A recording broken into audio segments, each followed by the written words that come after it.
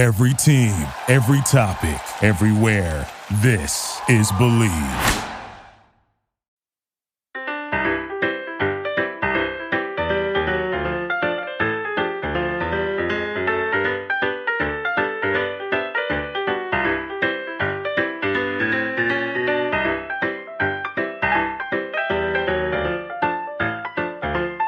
Hello, everyone in podcast listening land.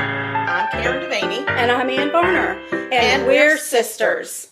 Welcome to Sugar-Coated Murder, where we'll discuss And probably inappropriately laugh about and comment on Yep, one of our favorite subjects, murder. Oh, and we love to bake. And why not combine our two favorite subjects? Baking And killers. Hello, Ann Varner. Hello, Karen Devaney. Oh my goodness, your squeaky toy. Well, it's so much better than it was, because remember, for the first week, there was no voice at all. There was no voice. There was not even a whisper. There was not even a squeak. There was just nothing. Nothing. So I was a whole lot of hot air. I was really worried for a while that I had done some sort of permanent damage. Yeah, I was worried. My doctor even put me on steroids, hoping, because if nobody knows exactly what happened, I went in for a routine colonoscopy. I mean, I'm just saying, only my sister can do this. Went in for a routine colonoscopy, and I came out, and the doctor told my sister that I had been sick to my stomach while I was under anesthesia, and that I might have a little bit of a sore throat for a couple of days. Well, I had a throat that felt like I had swallowed shards of glass, and a uvula the size of Montana hanging in the back of my throat that I actually Nobody wants a uvula that big. That the first day, the day after, I thought it was something like stuck in my throat, and I actually went to pull on it, and I was like, oh my God, it's connected. So, I don't think that's a part of your body you're supposed to tug on. No, you're not. It shouldn't be there for me to, but it was gagging me. It was making me sick to my stomach. Yeah. So, it didn't go well. So now I'm on steroids, which make me hungry, I'm puffy, and I'm sweaty. Yeah, but you've got great energy. And then I get these bursts of energy. I love it. She makes me look bad, but I don't mind it because usually I benefit from it somehow. Right. I've been doing a lot of cooking. Mm-hmm. So, but anyway, we're back, and it's going to be a struggle. She's probably going to clear her throat more than once, but just know that she's not being rude. She's just trying to survive. I am. I'm just but we couldn't wait to get back. We've missed doing this. I know. It's only been a week, but I felt like we missed a month. I feel like I missed a month too. Yeah. So we really needed this big time. And I just want to stop real quick and send out a big shout out to our hometown in Virginia that suffered a lot of damage last night from tornadoes or a tornado that touched down during the hurricane. And they've had a lot of devastation and damage. And we're praying for everybody there and hoping everybody is safe and that power and some sense of COVID normalcy is returned as soon as possible. Yeah, there's a lot of devastation there. If we find out somewhere where people might be able to contribute, we'll let you know. Yeah. My best guess would be the American Red Cross. I would imagine. It's always a great place to donate if you're looking for somewhere. That's true. And if we get more detailed information on places locally that may be taking items in or taking donations, we'll post it on our website. We definitely will. I've got some feelers out to people in the area and to see if what we can do from here within reason. But we definitely will post it on our Facebook and Instagram if anybody would like to help us help our people out. Absolutely. Yes. But stay strong, Southampton County. We're thinking about you guys. Yeah, we love y'all. Yeah. So you're in the kitchen. I'm in the kitchen tonight. That's always exciting for me. I'm drinking bourbon. You're drinking a Bloody Mary. I'm going to need a titch of a refill on my bourbon. She's going to be on bourbon number 2. Took a long time to set I'm going to let you pour since you call me heavy-handed. No, you're not heavy-handed. You're heavy-handed with the mixer. Oh, I understand. You're not. I never would complain about being heavy-handed with the bourbon. Right. Okay. So I actually am going to need for you to measure it. Okay, because you've got a bum shoulder. I have a bum shoulder, and I can't reach over there to. Well, I'm here. Let me take care of you, Sugar. Mm-hmm. Let me just take care of you. Yeah. So she's going to pour me bourbon. A little double shot of bourbon and maybe just put a titch of ice in it. This is not a bar. If it were a bar, I'd be a little bit more picky. Oh my goodness. So anyway, so while you're icing me up there. I can tell you that I'm excited about what she's making today. Yes, listen, miracle upon all miracles. The Southern Living magazine this month actually has a good recipe. So it's the August 2020. Yeah, we are in 2020. Southern Living that just came out. And it's the last recipe in the magazine on the back page. It's called Bake a Better Batch. Ooh, I like it. And it's a browned butter chocolate chip cookie recipe. I love brown butter. So, I mean, honestly, I love a Nestle Toll House chocolate chip cookie. Me too. And that recipe on the back of that bag is tried and true. And I never deviate when I make chocolate chip cookies. And you have to work hard to mess it up. Yeah. But when I saw this, I thought, that might be good. I think I'll try it. Because I like a browned butter. I will say you do need to be a little prepared. It's not just hop in the kitchen and make up the cookies. Okay. Because you have to make your brown butter. Okay. And that takes about 6 to 8 minutes. You're just going to melt. It's like a stick and a half of butter. Okay. And you melt it in a heavy saucepan. And butter, when you melt it, kind of goes through different phases where it looks like melted butter. And then you stir. Keep stirring. Don't stop stirring the whole time. First, it's going to get enough. Stir and stir. Don't stop till you get it brown. Okay. I won't be singing tonight. I will, though. Woohoo! So the first thing that happens is it gets foamy. Your butter gets a little foamy. And then it will get kind of clear, like a clarified butter would be. And after that, just keep watching it. It takes, for me, it's about 6 minutes. It starts to turn a golden brown, and you'll actually see little brown bits a little bit in the bottom. Yeah, those are the solids. Take your butter off the heat at that point. Okay. So then you're going to take that melted butter and put it in a heat-proof dish. I always use a glass dish, and I put a metal spoon across it like we used to do with iced tea when we were growing up. Yeah. I don't know why. I don't either. I just do. It makes me feel better. But you stick it right in the refrigerator because you can't use it until it starts to solidify. Okay. Because you can't use the melted. Okay. You want it to be a little bit hard, but not hard. Okay. So it takes about an hour or so in the refrigerator for it to be ready. Okay. So just keep that in mind when you're doing this recipe. Yep. Yeah. You can make the brown butter a day ahead and then bring it out to room temperature before you use it if you want. The one thing I really, really love about this recipe is you don't have to make all of it at once.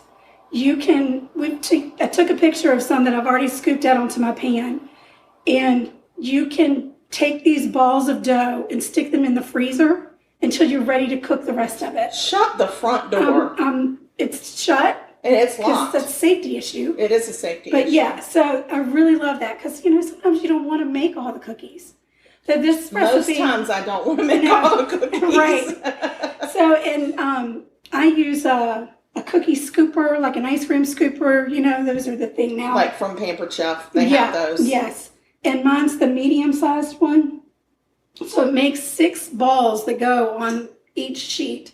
So it doesn't make a whole lot of cookies, but they are big, hearty, thick They're big cookies. balls. I like big balls. Big balls. And I cannot lie. When it comes to cookies, I almost die.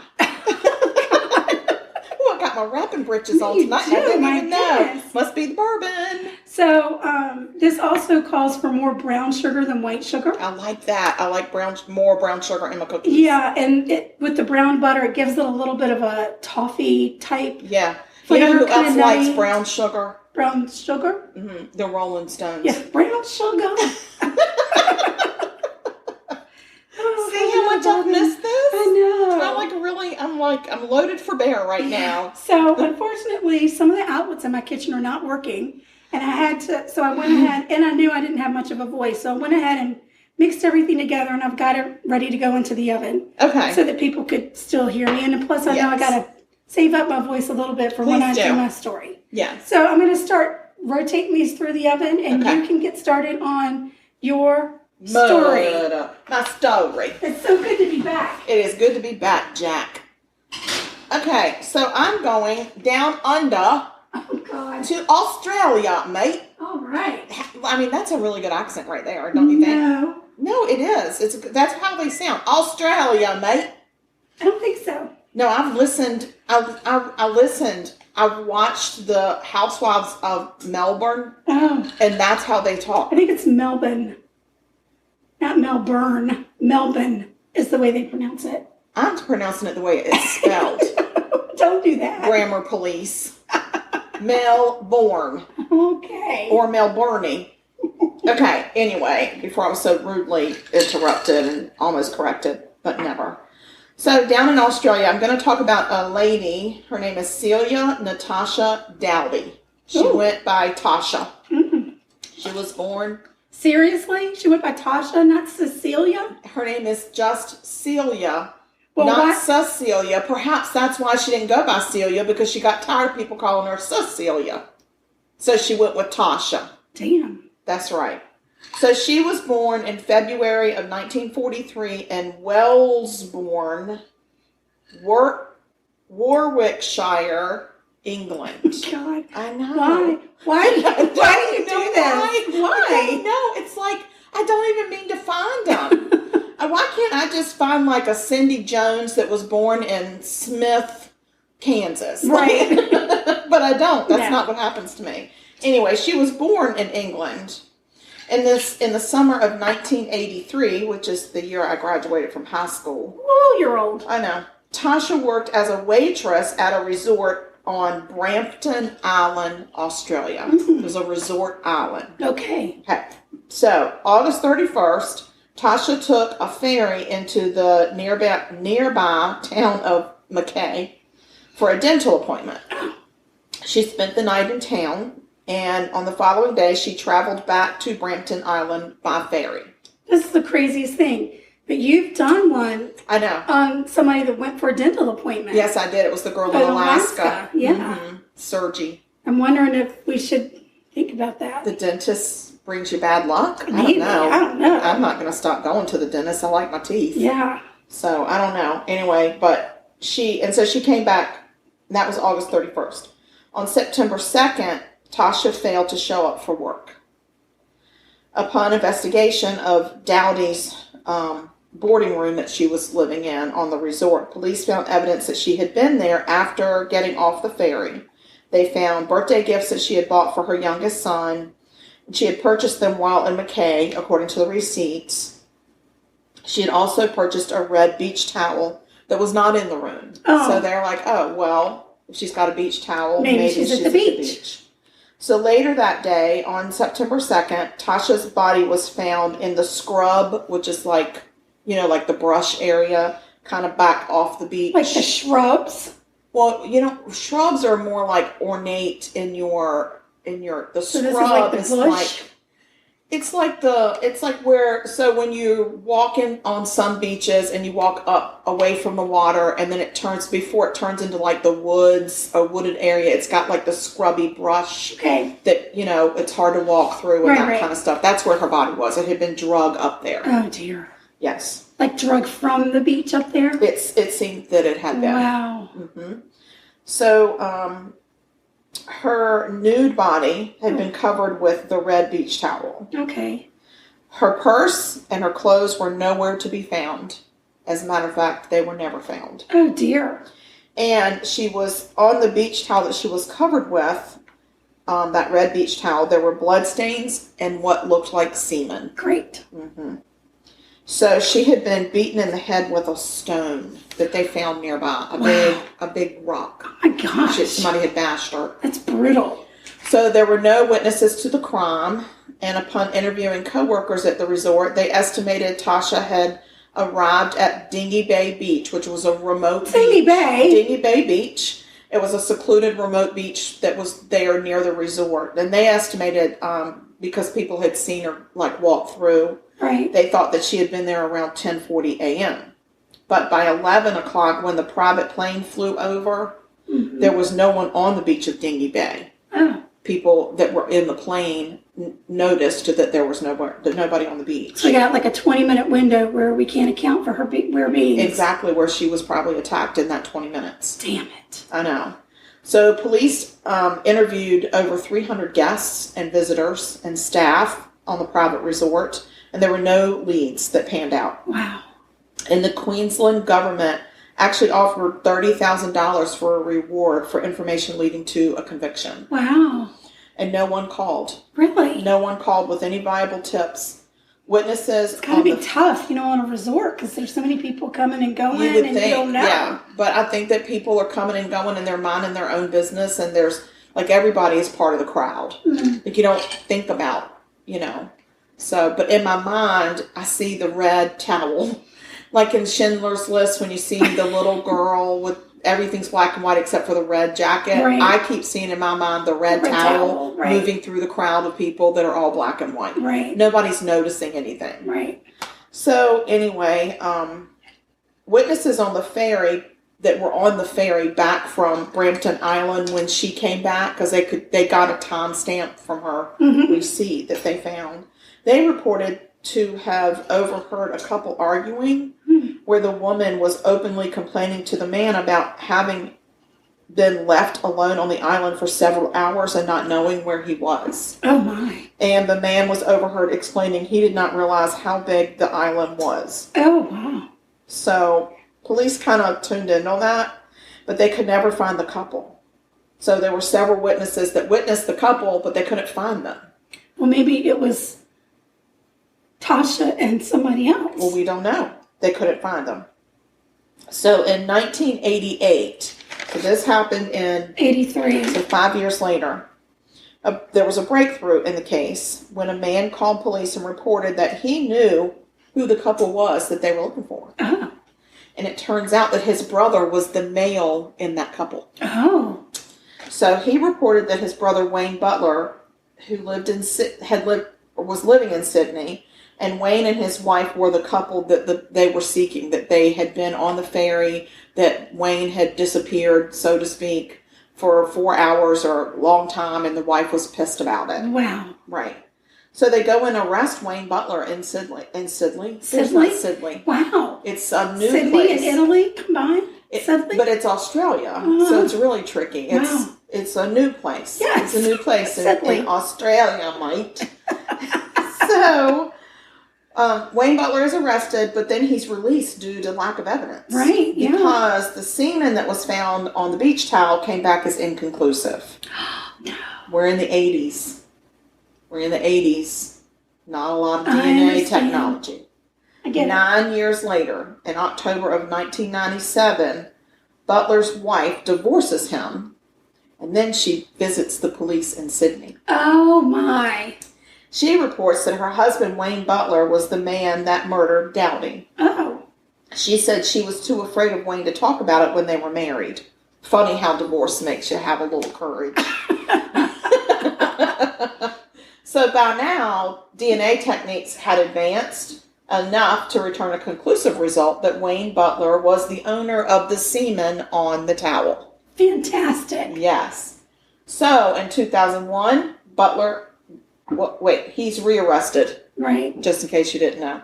And then he goes on trial in 2001. Okay. His former wife testified against him. Good for her. Saying he had disappeared for 4 hours that day on the island. And she also reported that was not unusual behavior for him to just disappear. Really? Yes. Oh, Wayne, you're bad. I know. He's a disappearer. A disappearer? He is.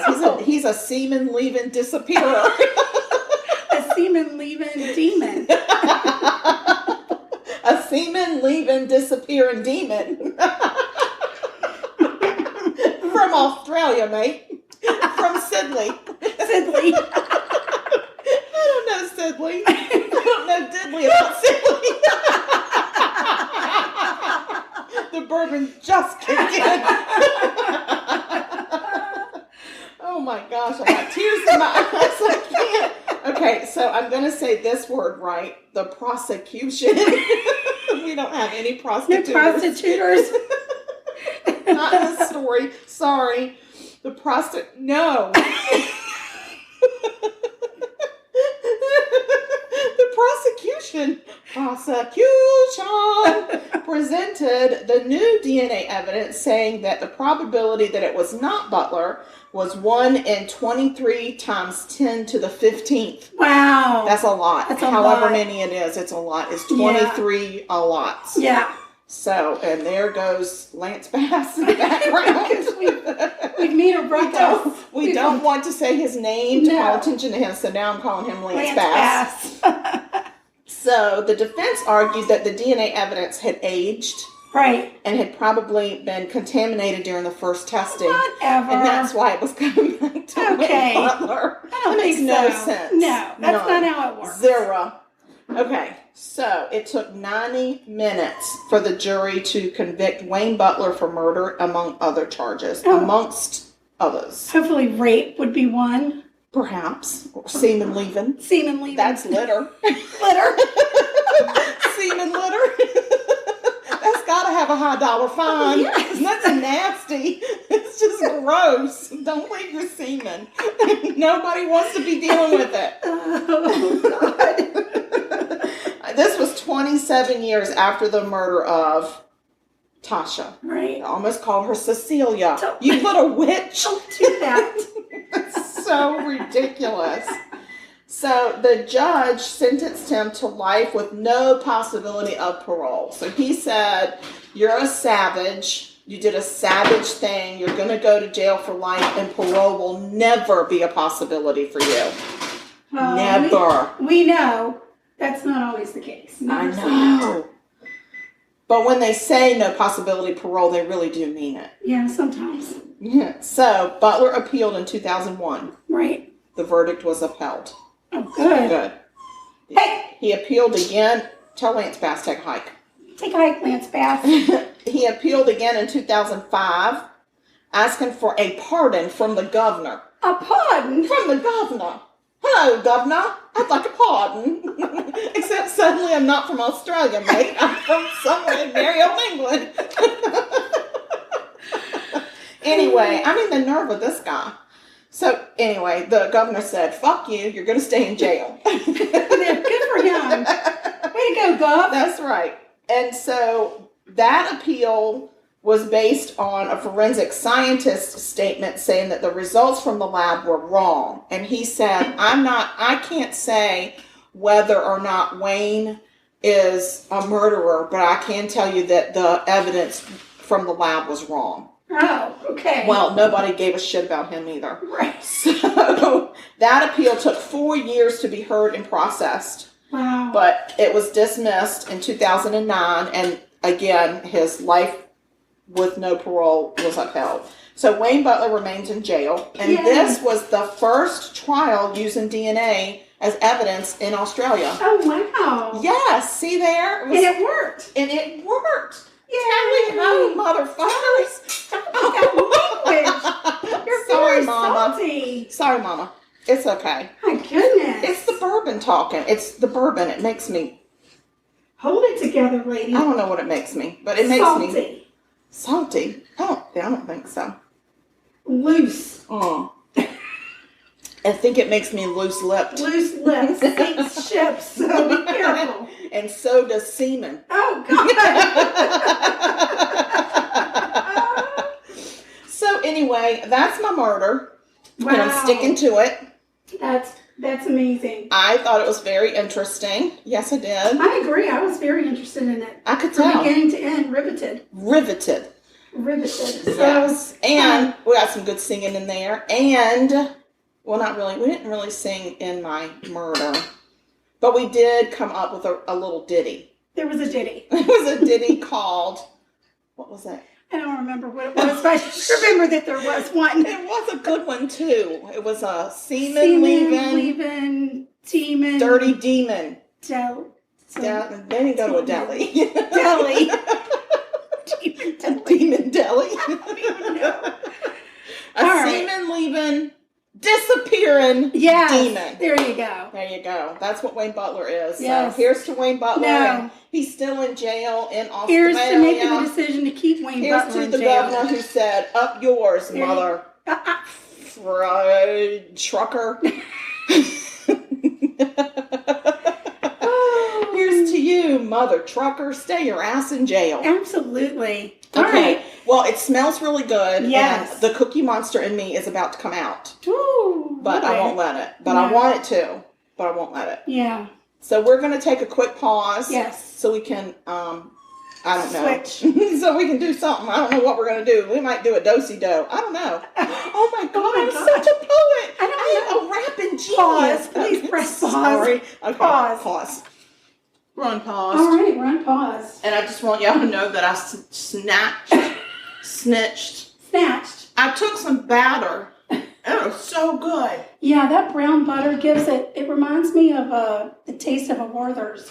For sure. That buttery, toffee kind of yeah, got a little bit of nuttiness in it. Yeah. That was so yummy. I mean, I could just eat that whole bowl. Well, please don't stop. Yeah.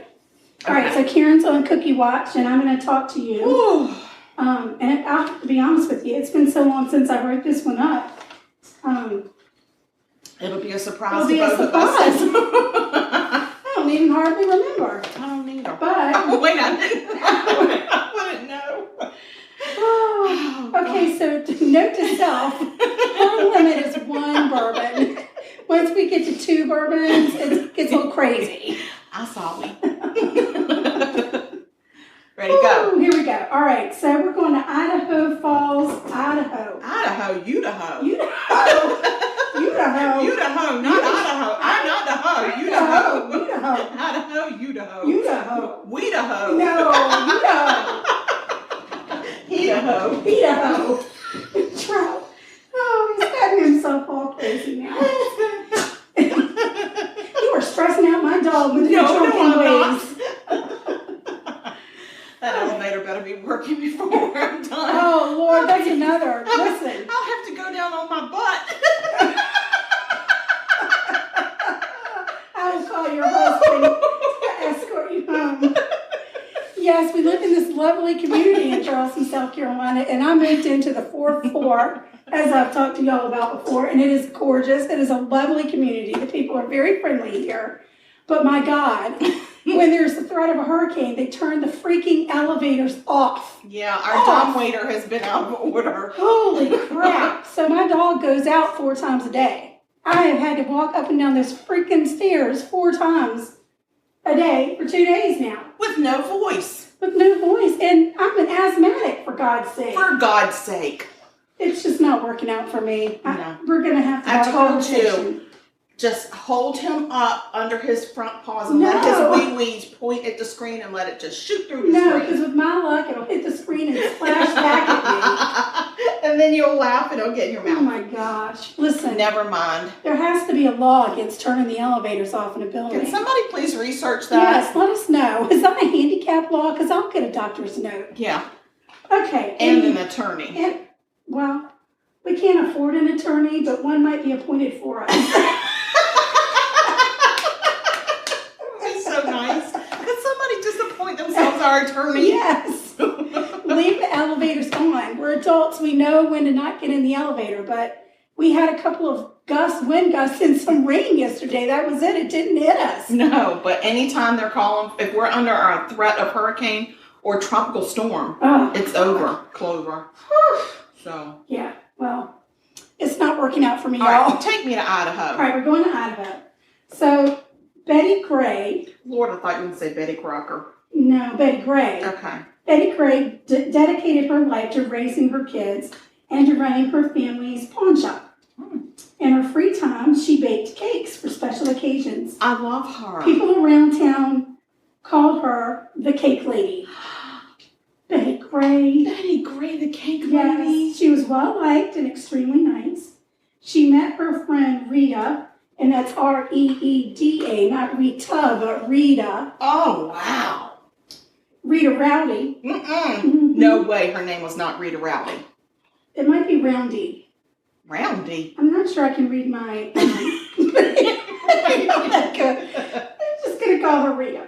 That's a good idea. And she met her through work. Rita worked for a sporting good company that did business with the Gray family pawn shop.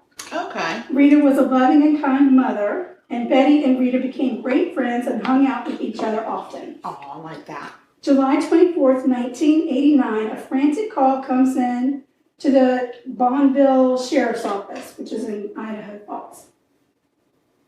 It was just after 7:30 in the morning on a warm July Monday, and the man on the line said that he had just discovered the bodies, the 2 bodies of his friends at Rita's house. He said they had both been shot. Rita and Betty? Rita and Betty. Mother trucker. I know it.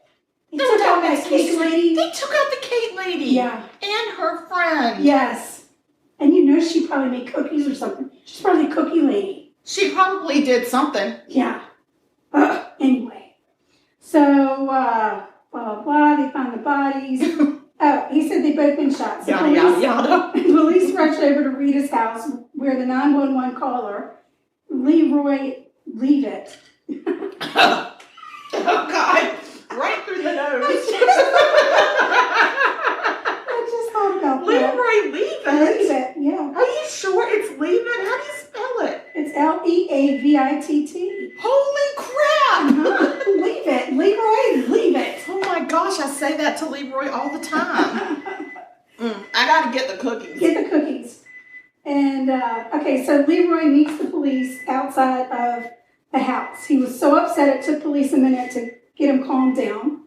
And he told them that the bodies of Rita and Betty were inside Rita's house. Oh my gosh. Leroy had come to the house to give Rita a ride to the airport. When he rang the doorbell, no one answered, so he walked around the house and noticed that the sliding glass door in the back was open. He walked in and yelled for the ladies. Hello. But he got no answer. Hello, ladies. Hello. He walked into the house and saw both Rita and Betty dead. And that's when he called the police. Tragic. Yeah, this is weird. This is crazy. I'm about to tell you something crazy. Hold on to your hat. Get out of the dough. That counts as a cookie. I stressed out for a minute about Rita. So investigator. Oh no, we got investigators. It's a new one. Investigators go into the house and they discover something that Leroy hadn't mentioned. In Rita's kitchen, on top of the counter, were 18 burned down red candles on plates in the shape of a U. What? 6 candles at the top, 6 candles down each side. So it's a U. 6. I got it. 6. I got it. Okay.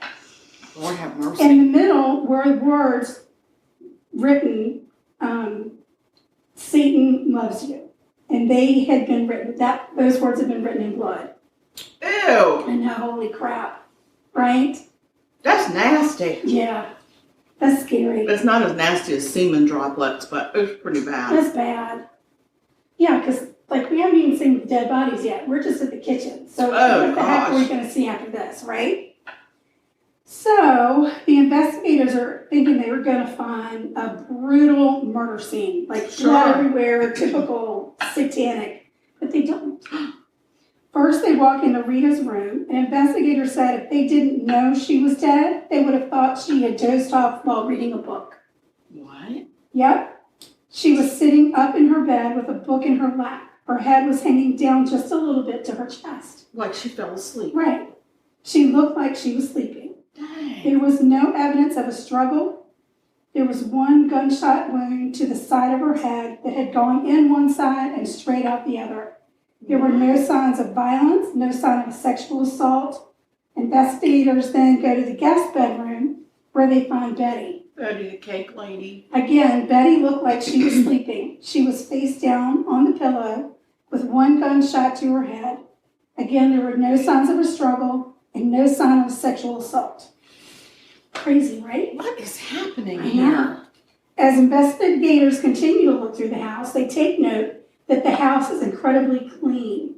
Nothing had been disturbed. Sugar, they're never going to say that about my house. No. They're never going Well, to if say. they come back and say that, I'll be like, oh my God, she was murdered.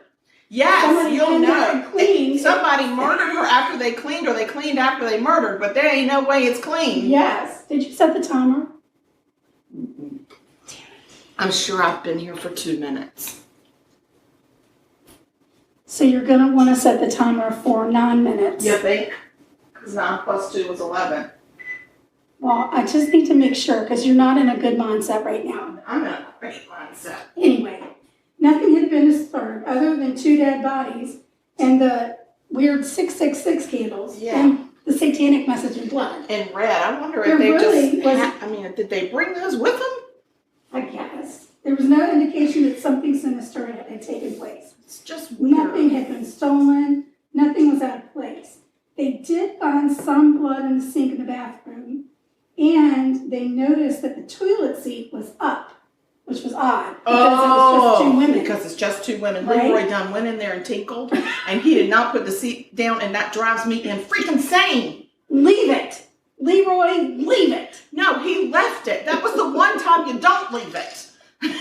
Don't leave it. Damn it.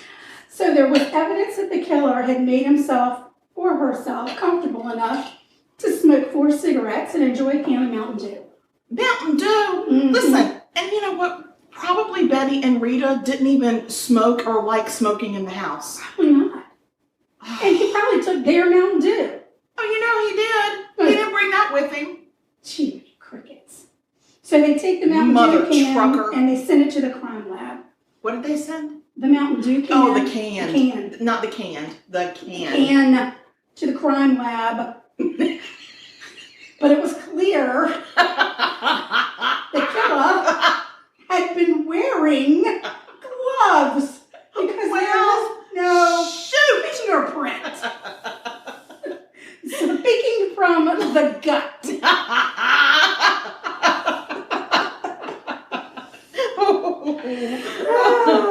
Keep going. Really, there was no evidence left behind other than the blood in the bathroom and one 9mm bullet that was lodged in the wall in Rita's room. There were no other shell casings. But wait, if somebody wrote that message in blood, weren't there fingerprints in there? Well, I don't think it captures the fingerprints. I guess it's all smeared. It's a bagel smear. Yeah. So this is really interesting because most satanic killings have a messy crime scene. Sure, there's usually blood rituals everywhere. This crime scene though is pristine. So it doesn't match. It doesn't match. It seems like that satanic was an afterthought. Right. It was a satanic something afterthought. to throw you off the trail. Yeah. Or whatever. So I mean, what the heck happened here? Was the killer after one of the ladies or both? Or just wanted some candles. Or, I mean, is this like a cake gone bad situation? Did he just want what? some Mountain Dew? What happened? I don't know. Betty and Rita were both happened? loving mothers. Their kids were grown. They both worked. Rita's kids were devastated. Betty's daughter had just found out that she was pregnant with her second child, and she never got the chance to share that news with her mother. Betty's husband, Bill, was also devastated. He was convinced that it was some copy. Not copy.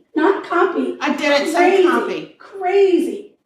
The word is crazy occult killing.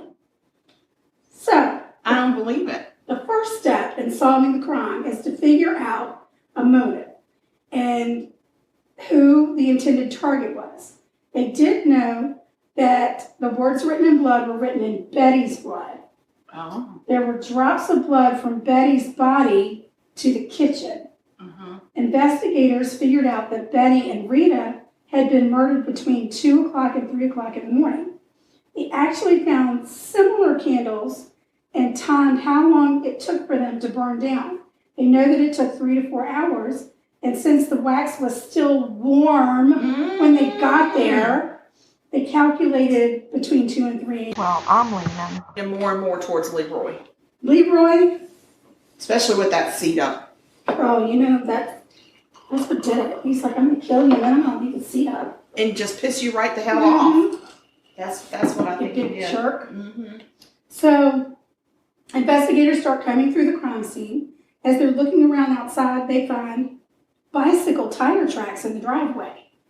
Neither Rita nor Betty owned a bicycle. But did Leroy. So that was strange. But Leroy did own a bicycle. Oh. So investigators start honing in on poor Leroy. Oh. I mean, you know, maybe he reported the murders after he did it. I don't know. It happens. I mean, he was he going to give Rita a ride to the airport on his bike? I don't know. Maybe. Maybe they would take her car. Maybe. I'll just ride my bike and we'll take your car. And then I'll take your car home and park it and then I'll ride my bike home. Yeah. Because I don't have a car. I have a bike. Maybe. A Schwinn. So they decided, Schwinn?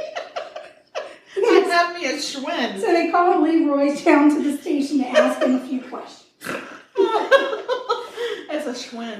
Leroy says that he had been over and visited with Rita and Betty the night before the crime. Oh. He says he left them at 7:30 p.m. and everything was fine. Uh-huh. Then he came back 12 hours later and they were dead.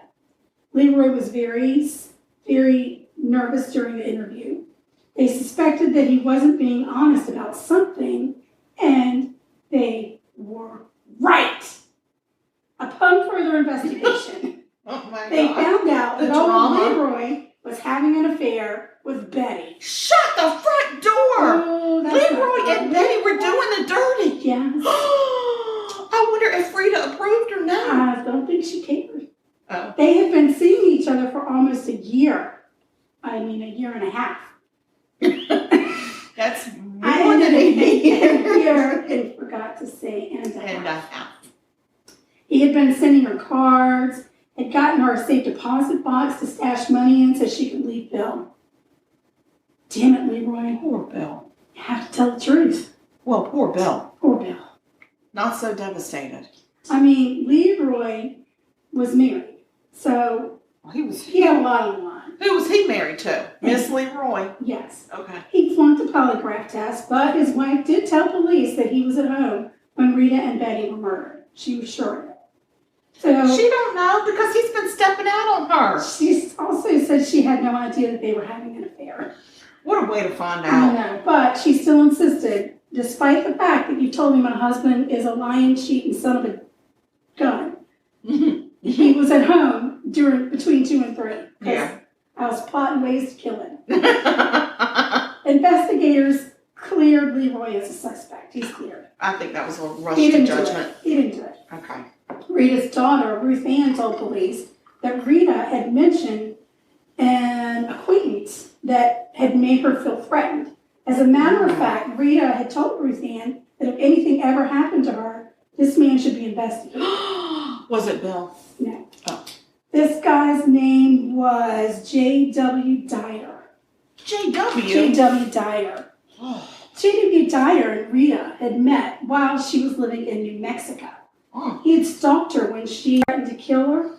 Idaho, Betty the hoe. You the hoe. No, Betty the hoe. Already established. Betty the hoe. Betty, you hoe. You and Betty. Not me and Betty. I'm not stepping out.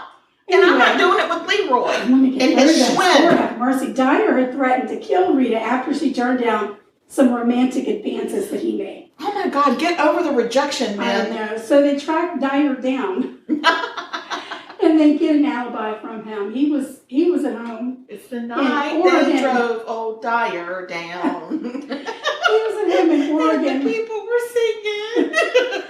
When Rita was murdered. They gave him a polygraph test, and he was eliminated as a suspect. It's a suspect. I'm trying really hard to get through this. Oh, puppy. Suspect. Oh, God, here we go. So back to the drawing board. The cookies are ready. Can you take the cookies out, please? It's a suspect. Oh, my God. So anyway, back to the drawing board. Next, they look at Rita's current boyfriend. He was a co-worker. He lived in Washington, and his name was Riley. Riley. Yeah, go Rita. Wait a minute. Hugh. His first name is Hugh. It's Hugh Riley. Woo, what Girl, you're messing up. I know. I don't even know what you're doing. Hugh. Where's the spatula? What do you need It's a spatula here. for? I was going to put the good cookies over here. Anyway, he lived in Washington. His name was Hugh Riley. Hugh was a divorced sales rep, and Rita was in love. But according to Rita's kids, the day before Rita was murdered, she found out that stupid Hugh was in fact married. Listen, I am really appreciative of this love that these ladies are finding in their twilight years. I know. I think that's really It's sweet. going on. So Rita had actually found Hugh's wife and called to tell her what was going on. Rita was heartbroken and furious. She had no idea that he was married. So now Hugh's a suspect, and so is his wife. He and his wife had ironclad alibis for the night of the murder, so they were cleared. Now what? No. Investigators are stumped, and then they get an interesting call from a security guard at a local hospital. Oh my gosh. He'd seen the news coverage of the murders, and he wanted to tell police about a strange encounter that he had. Around 3 a.m. on the 24th of July, which is the day, the security guard was making his rounds in the hospital parking lot when he came upon a man putting his bicycle into his truck. The guard thought, that's kind of weird, because the man seemed like he was in a rush. He ducked down when he got into his truck. So the guard's like, dude, what are you doing? Who you is? He asked the driver if he was okay. The man was sweating profusely and said he was fine. The man then pulled away and drove off into the night. The hospital was just 3 miles from Rita's house. And investigators asked the guard for a detailed description of the man and the bicycle. The guard said the man... Was a Schwinn. Schwinn. The man looked to be in his 50s. He had grayish black hair, and the bike was a girl's bike. Oh my, well that'll stick out. And it had a wool seat pad on it. Wool? You know, for the cushion. Wool? For the cushion your tushy. Yeah, but that's like scratchy. Like the lamb's wool. Oh, that's a whole different kind of wool. Yeah, like a lamb's wool. Okay. The man was wearing a backpack. The guard worked with a sketch artist, and they came up with a composite sketch of the man. Do you have it in your book? Did you draw it? Yes, I drew it. I drew it in my book. Yes. Do you see it? Yes. Who do you think it is? Leroy. Oh, no. I think it's Bill. Oh, God. When they looked at the sketch, they're stunned. They've seen this guy before. It's Betty's husband, Bill. Oh, my God. I figured it out. I am a genius. I mean, first I thought it was Leroy, but then I honed right in on Bill. Yeah. Because he found out Leroy and Betty were doing the horizontal bop. One would think that would cause people to be angry as opposed to murder. And he left that seat up on purpose because he knows it gets on her freaking nerves. Investigators go to the Gray family pawn shop, and there sits the freaking truck the security guard had described. Oh, Bill, you're a dumbass. Oh, yeah. And as they're taking pictures, they notice that leaning up against the wall is a girl's bike. It's with the wool seat. With the wool itchy seat. So they start to stake out Bill, and they watch him smoke the same type of cigarette that they had found at Rita's house. You know what, Bill? It's always the cigarettes, right? I mean, people should stop smoking already. It's 2020. When they confronted Bill, he was very combative, and he said he didn't do it. And he said, I wasn't home the night of the murder. He also said he didn't know anything about any kind of an affair between Betty and Leroy. BS. Well, that was a lie. He knew that Betty was planning to leave him, and he knew that if she left, she was taking 50% of the assets, and he was not happy about that. Well, guess what? Now he's going to get zero. Right. Zero. So, and interestingly enough, they always do this. It drives me crazy. Bill had taken out a $250,000 life insurance policy on Betty that she didn't know about. I think there needs to be a law that when somebody takes a life insurance policy out on a person, that person is then sent an official letter saying this person on this date took out this life insurance policy on you in case you didn't know. I know, but they have got to find a way to get it to the person's same day. Because if it goes through the mail, it could take a week, and by then you're dead. And it could be intercepted. It could be. So, courier. Phone call. I can't allow you without this person has to be notified. Yes, it's not just notified, but they need to be in person with their driver's license to prove it's them. Yeah. And we're going to take that person's fingerprints, you mother trucker. Yes. I mean, why can't we have some freaking laws around here, people? I'm doing it. I don't know what it's going to be called, but I'm going to make a movement. Yes. All right, so now we've got motive and we've got our killer. But remember, it's 1990. The murders happened in 1989, so DNA wasn't a big thing. They had no murder weapon. They had no fingerprints. The district attorney decides to move forward with the case, to not move forward with the case. He Yes, says, no, I'm maybe not so. moving forward with this case. There's not enough evidence. Oh my gosh, you stupid DA. But in 1991, the children of Rita and Betty filed a civil suit against Bill for the deaths of their mother. Wait, so Bill's own children filed a suit against Bill? Good for them. Yes. Oh, Yes. because their dad's an asshole. Yes. He's a douche canoe. Yes. Oh. And they won. Oh, I love it. I hope he was left penniless. Well, the press got a hold of it. Good. And they put a lot of pressure on a newly elected district attorney. Well, that's the best kind to have. And wouldn't you know, that guy decides, I think maybe I should take Bill to trial for murder. Yeah, you think? So in April of 1992, that jackass Bill has now moved to New Mexico. I guess so. They find him and they... Isn't that where Rita's ex-boyfriend was that stalked her? What's happening in New Mexico? Well, they lived in New Mexico before, I guess, maybe. Whatever.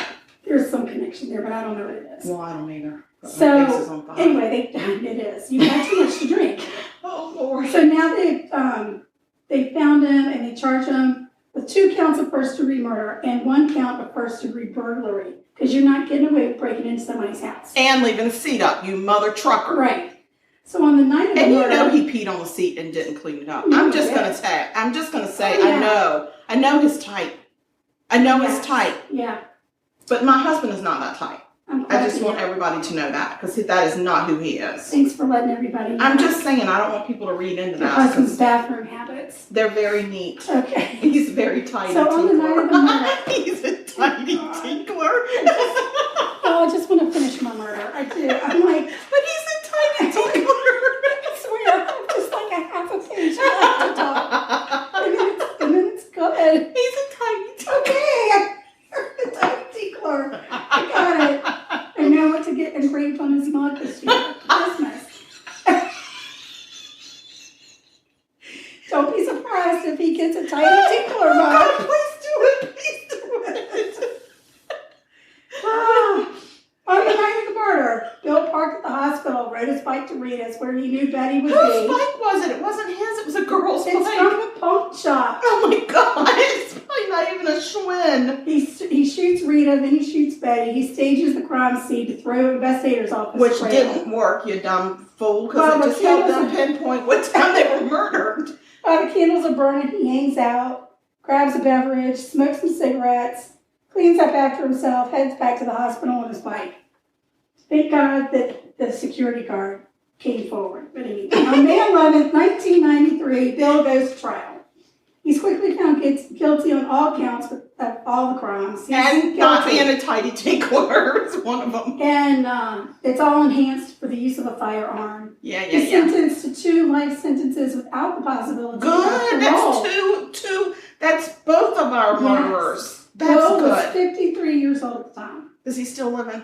After 17 fun-filled years in prison, Bill Gray died behind bars where he belonged. Good. There is a book out there if you want to read more about this. Is it called The Untidy Tinkler? It is called When Greed Turns Deadly. It has nothing to do with tidy tinklers. But I have a feeling we might be coming out with a children's book soon called Todd the Tiny Tinkler. Tiny? This just went a whole nother direction. Oh, Ted! Or is it Tim? Todd!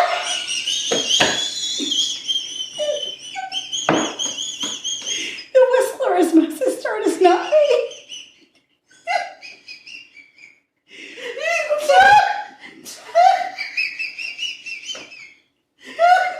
Oh, God. Two is too many. Todd the Tiny Tinkler. Okay, nobody take that title of that book because it's mine. Oh, it's going to be very popular this year. Oh my God, we have social media. Yes, we do. Please email us first at murder.sugarcoated @gmail.com and let us know if you have a tiny tinkler. I don't want to know about your tiny tinklers. Or if know of a semen-leaving disappearing demon. I don't want to know that. Okay, never mind. Just email us because we need company. We need some friends. Or a roll. Or give some bread. Someone to sop I need some white bread. Please send your Wonder Bread. So anyway, and we have we have a web page called sugarcoatedpod.com. Yeah. Whew, that was hard. And then you're making famous friends on Instagram. My goodness. Oh my gosh, Sonia Morgan. Now, the first time she just liked what I posted of the meme that I made of her. Right. And this meme, she actually did a wave. We have a fan page that you can ask to join. We would love to have you on the fan page. Yes. That's where we drop notifications of new episodes earlier than all the rest of the fools in the world. Or you can just be on the regular old Sugar Coated Murder podcast page. Yeah. And we love you and stay sweet. Yes, have a great week. Bye. Drink Bye.